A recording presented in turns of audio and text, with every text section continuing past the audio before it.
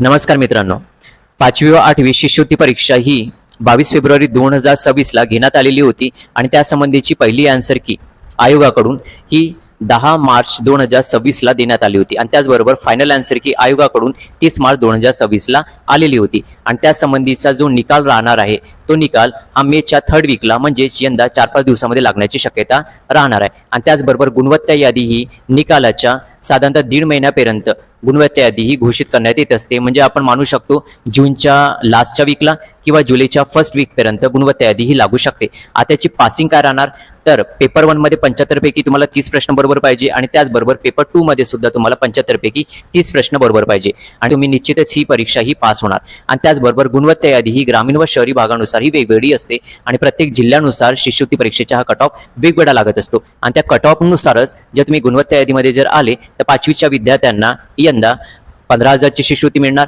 आणि त्याचबरोबर 8वीच्या विद्यार्थ्यांना 22,500 ची शिष्यवृत्ती ही शासनाकडून मिळत असते। तर अशाच प्रकारची व्हिडिओ पाहण्यासाठी चॅनलला सबस्क्राईब करा व जास्तीत जास्त शेअर करा। धन्यवाद।